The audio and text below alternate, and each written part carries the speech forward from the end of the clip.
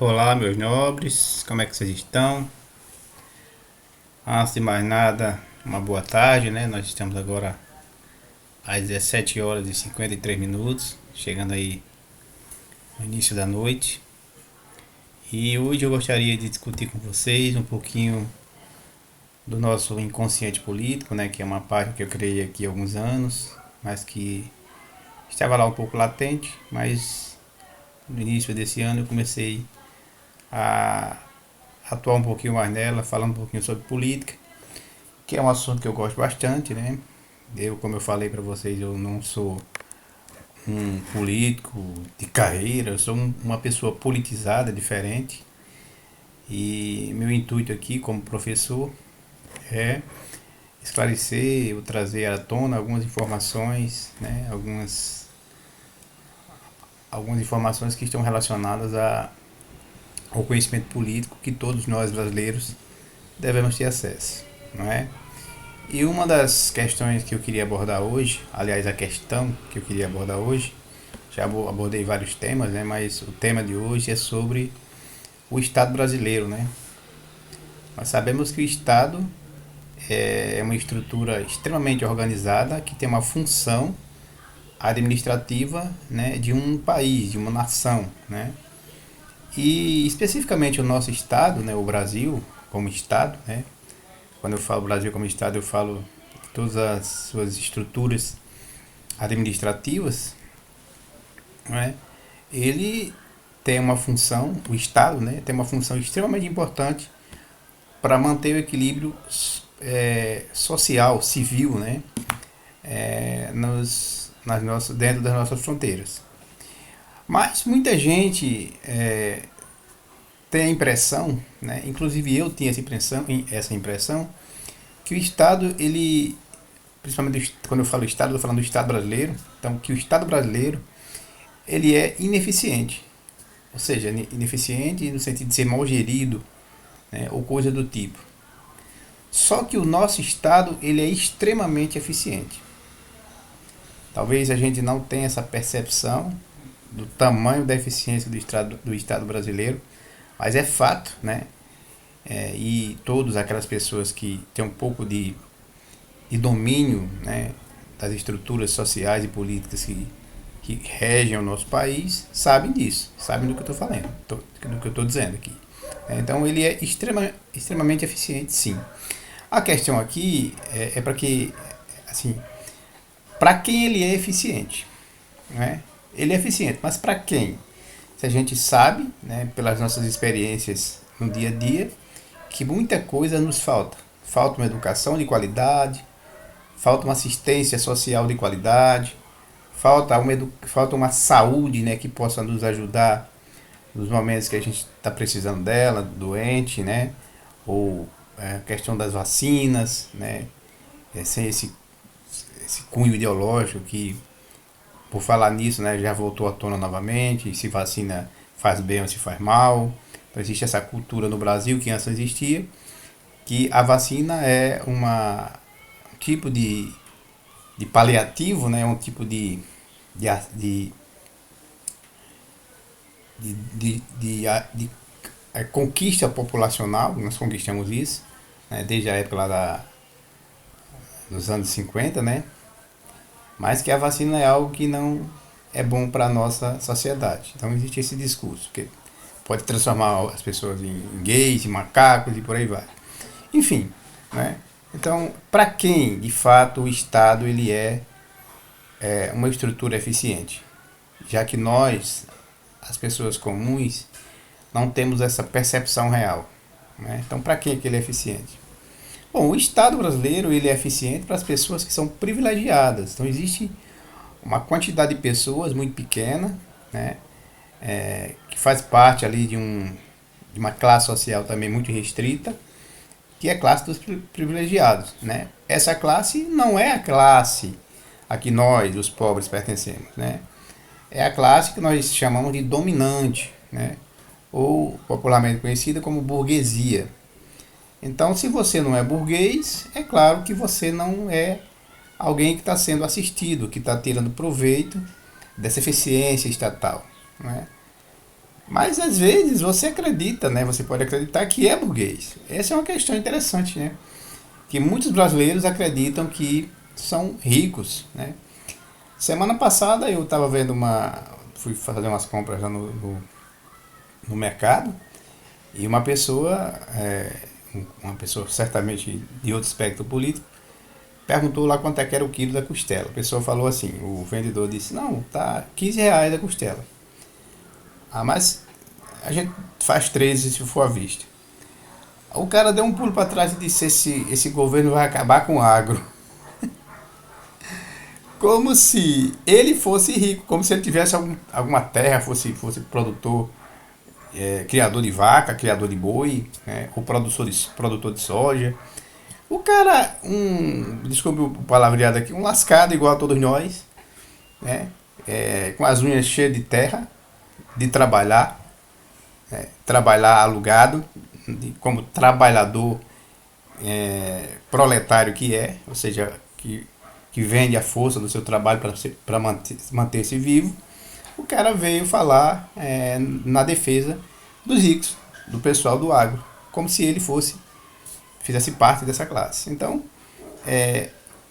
o Estado brasileiro ele trabalha para esse tipo de gente, né? Para esse tipo de espectro da camada populacional, para os ricos, para a burguesia. Né? E quem são os burgueses? Os burgueses são as pessoas que detêm o poder, que detêm o.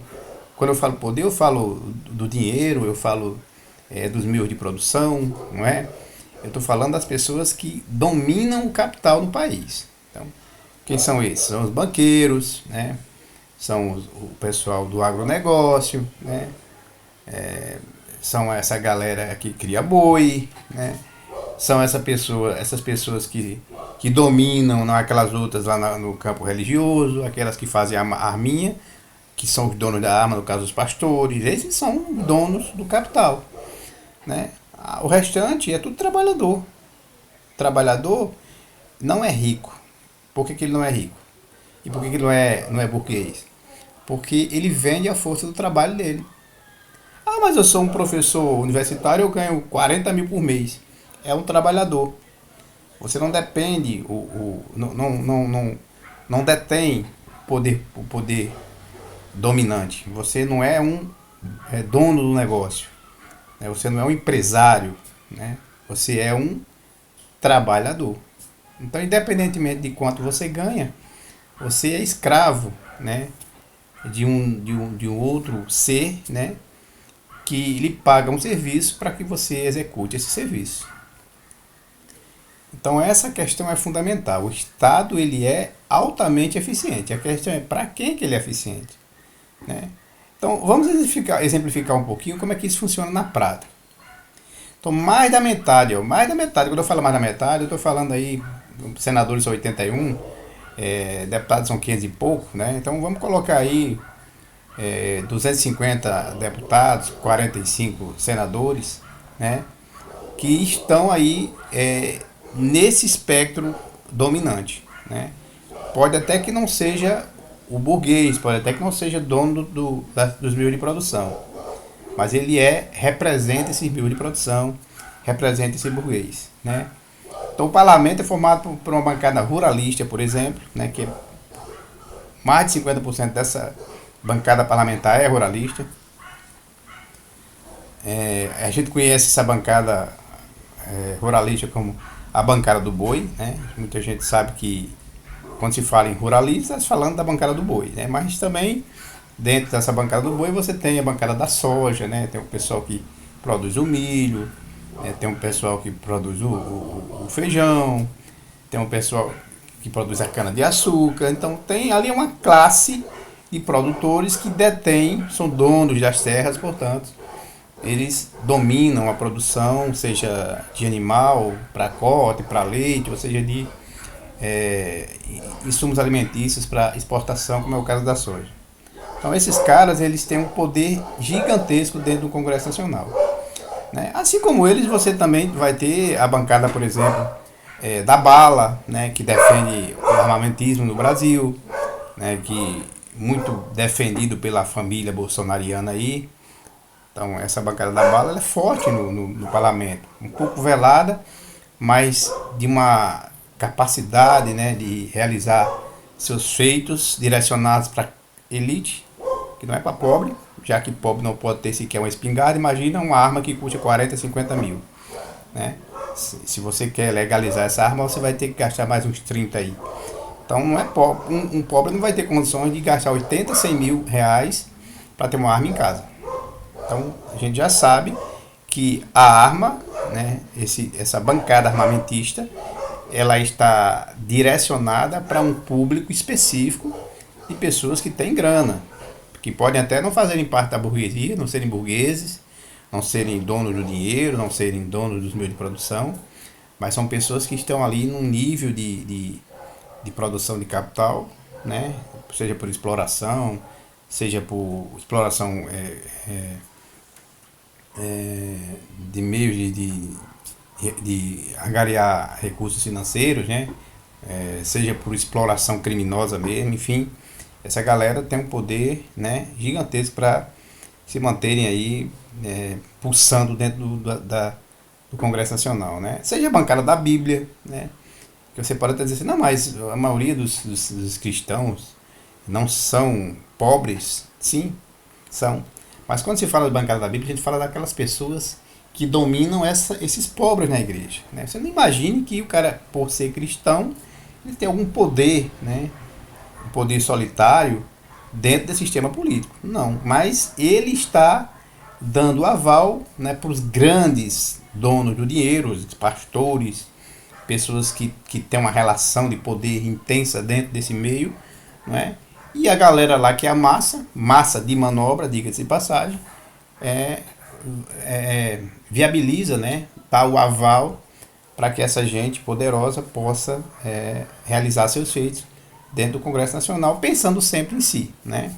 Haja visto o que aconteceu, por exemplo, no governo do senhor passado aí, né?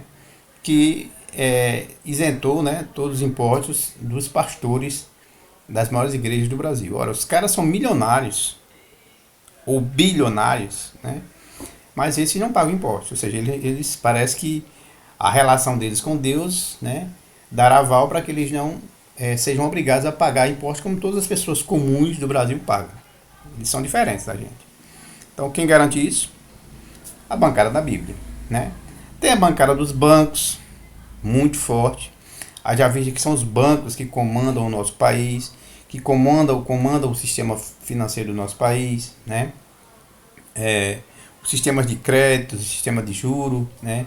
Se o juro sobe, se o juro desce, né? Se nós temos direito a mais ou menos crédito. Então tudo isso é gerido pelos bancos que ganham fortunas em cima da gente, né? Através da especulação, através de pegar dinheiro nosso emprestado a juros baixíssimos e vender o nosso dinheiro a nós mesmos por juros exorbitantes. Não sei se vocês sabiam disso, mas é assim que os bancos se viram. Vocês acham que os bancos pegam dinheiro deles para gastar com a gente, para emprestar para a gente, a juros de 13, 15, 20% ao ano? Não, meus amiguinhos, né?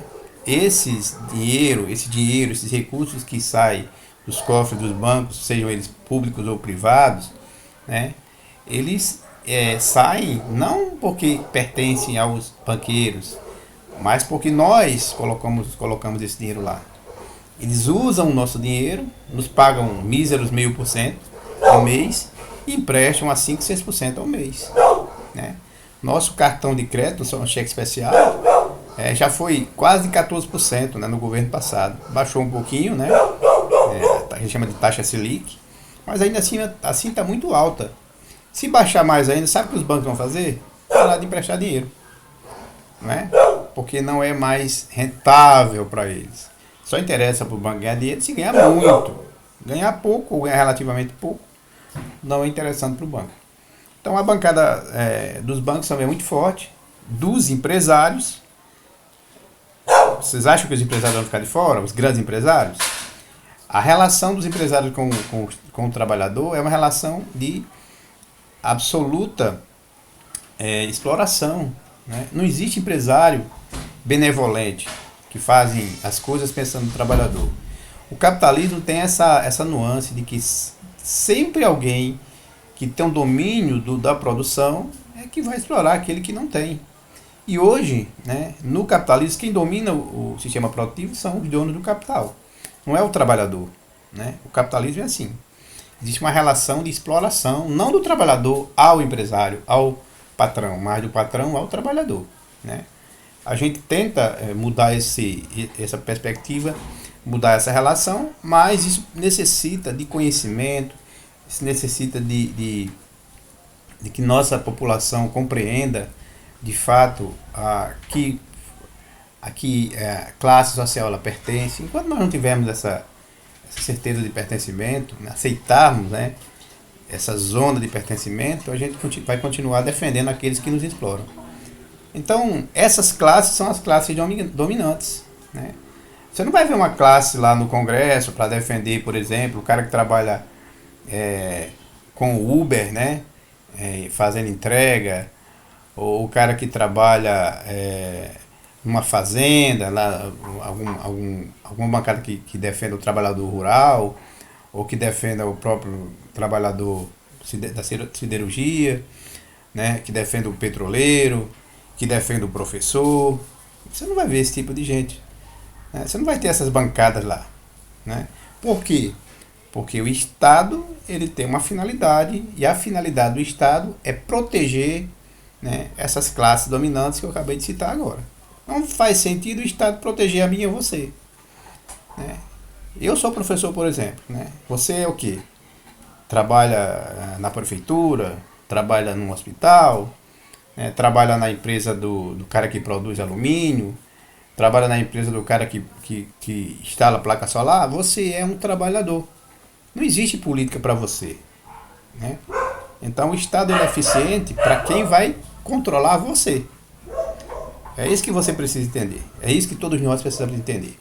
E é a partir daí que vai surgir lampejos de revoluções. As revoluções só acontecem. Quando eu falo revolução, não estou falando aqui em pegar em arma e brigar com ninguém. Né? Falar nisso, o Marx nunca falou sobre isso. Né? Você está matando ninguém, você é o teu patrão, para você tomar o poder do patrão. Não. A revolução é você compreender as bases que lhe sustentam, né? As bases sociais, políticas que lhe sustentam, e você lutar pelos seus direitos, né? Porque você é que produz a riqueza. Ah, mas o meu patrão entrou com dinheiro, meu amigo. O dinheiro do patrão sem trabalho não vale nada. Se o patrão tem uma padaria, né, e ele não tem o padeiro, ele não vai poder fazer o pão. O dinheiro dele vai mofar e ele não vai poder construir mais dinheiro. Então, para construir dinheiro, precisa de trabalho. E quem executa o trabalho é o trabalhador, que é você. Entendeu? E o Estado, ele não trabalha assim. Ele não vai defender você. Essa é a questão fundamental. Tá certo? Então, para essa gente, o Estado é extremamente eficiente. Ele é ágil, ele é muito generoso, né? Para essa gente. Para a gente, não. Tá certo? Vamos parar um pouquinho, vou pensar no segundo, para ver se a gente não está... se eu não estou falando a verdade, né? Imagina aí, por exemplo, você ganha muito bem uma empresa, né? Como é que chama? O cara que é um dos diretores da empresa, né? O CEO, né, da empresa, e o dono da empresa lhe paga um salário de 50 mil reais por mês. Então você ganhou 50 nesse mês, 50 no próximo, 50 então um ano, né? Você 12 meses aí, você ganha uma tonelada de dinheiro, né? Você vai ganhar aí, colocar aí 600 mil reais por mês aí, né? 600 mil reais. Já fez um pé de meia. Certo dia o dono da empresa não está muito satisfeito com o seu trabalho, você não está produzindo aquilo que está ali em equidade com o salário que o teu patrão te paga, e ele está te achando improdutivo e te bota na rua. Você tem duas alternativas agora. Você pegar esses 600 mil reais que você talvez não tenha guardado todo, né? Porque você precisa comer, alimentar a sua família, ter um padrão de vida bom, ter um carro bom. Digamos que lhe sobrou aí uns 200 mil, né? Para você iniciar a sua vida. Né? Você vai iniciar a sua vida, né? Se você tiver sorte, você vai se transformar num explorador como ele. Se não, você vai consumir todos esses 200 mil reais e vai voltar a estaca zero e ser uma pessoa comum, pobre, como a maioria dos brasileiros. É isso que acontece com o trabalhador.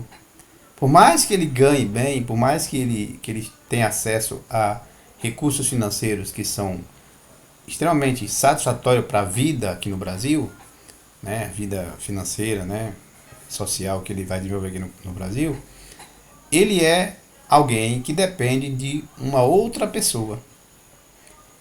E a dependência é de exploração, porque aquela pessoa que está te pagando 50 mil por mês, ela está no mínimo ganhando o dobro em cima de você. A partir do momento que ela não está ganhando aquilo que ela precisa ganhar com o seu suor, você perdeu seu emprego e perdeu esse status, né, de burguês que você tinha. Então, não se iluda, né? O Estado ele trabalha para essa gente, não é para você, tá certo? Você não faz parte da classe dominante, você é um trabalhador, tá certo? Então, não se engane achando que o Estado não funciona bem, porque ele funciona perfeitamente bem, tá certo? Então, assim, quando, por exemplo, você tem um sistema educacional do Brasil, de um país qualquer, vamos falar do Brasil porque a realidade aqui é complicada. O sistema educacional brasileiro, quando ele está em crise, o sistema público educacional brasileiro está em crise, de fato está todo tempo, né? Ele não está em crise porque nós somos incompetentes. Ele não está em crise porque não tem investimentos. Ele está em crise porque é proposital. Ele está em crise porque o governo precisa beneficiar o setor privado da educação, as escolas privadas, né? O vendedor de livro, né? Precisa beneficiar a galera que faz políticas privadas de educação, essa galera aí, né? Então, por isso que o nosso sistema educacional nunca vai ser top, porque o governo, porque melhor dizendo, o Estado brasileiro, ele sempre vai privilegiar como sendo top, né? Um ambiente econômico, um setor econômico que trabalha para as elites. As escolas públicas não precisam ser boas, porque elas trabalham para pobres, não trabalham para a burguesia. Não precisa você ter carteira boa na escola, você não precisa ter biblioteca boa na escola, você não precisa ter professores doutores na escola, você não precisa ter professores ganhando muito bem na escola, né? Você não precisa ter computadores, laboratórios na escola. Precisa ter só a escola para maquiar a situação. Eu ser bom ou mau professor não vai influenciar. É tanto que o Estado nunca me avalia, né? Nunca vai avaliar minha capacidade de lecionar. Para ele pouco importa se eu sei falar do que eu falo ou não, né? Agora, o setor privado ele é mais seletivo, porque ele funciona à base de dinheiro, né? Para um pai botar um filho para estudar numa escola particular, ele precisa ter dinheiro. Se ele não for rico, ele precisa tirar das goelas para poder manter o filho nessa escola. Então, isso é intencional, né? As melhores escolas estão no setor privado, as piores no setor público. E assim também o sistema de saúde, né? Você acha que o SUS tem problemas por quê? Porque o SUS não é melhor do que... não pode ser melhor do que é. SUS, quando eu falo, SUS é o Sistema Único de Saúde aqui do Brasil, né? Que, diga-se de passagem, é uma estrutura altamente exitosa no mundo todo. Agora, tem problemas, né? E por que tem problemas? Por que o SUS tem problema? É porque o governo é deficiente? Não, é porque ele é eficientíssimo. É proposital de novo, né? O SUS tem problema porque o Estado precisa garantir as empresas de plano de saúde, né? O setor privado de saúde, né? Os médicos particulares, as clínicas particulares, aqueles caras que vendem plano de saúde, né? Os remédios caros, tudo isso, né, é intencional. Não é porque o governo não tem condição, não é porque o Estado não tem condições. É proposital. E tudo que acontece em qualquer área que você imaginar. Em qualquer área que o setor público compete com o privado. Sempre vai haver essa discrepância e sempre o Estado vai estar do lado, né, do setor privado, porque ele é constituído pelas elites. Aquilo que é público, né, é para as massas, vai ficar como ambiente de conquista de voto. E cabe a você compreender, ter essa noção, ter essa consciência política, né, e escolher de maneira mais assertiva, claro que vai ser difícil, que muitas vezes é trocar sempre meia dúzia, né? Mas existem sempre aqueles que são menos piores, né? Um exemplo que eu tenho para dizer para vocês é, por exemplo, o governo que está aí agora. É muito menos pior do que o governo passado.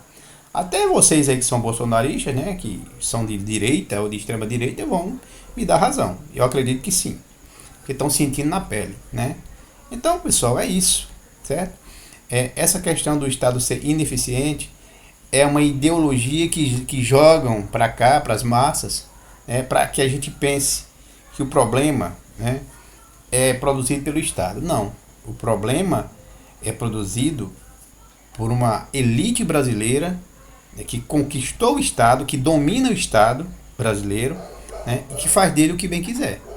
É só vocês olharem as leis que são elaboradas no Congresso Nacional. Vocês vão ver que todas as leis, a maioria delas, né, quando são aprovadas assim na cara da noite, são leis que privilegiam as elites e massacram a população de um modo geral.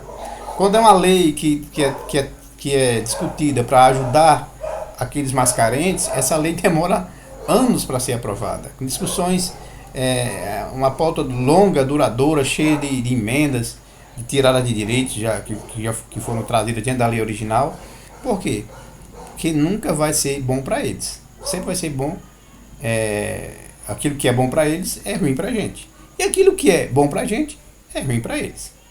Entenderam, galera? Então é isso.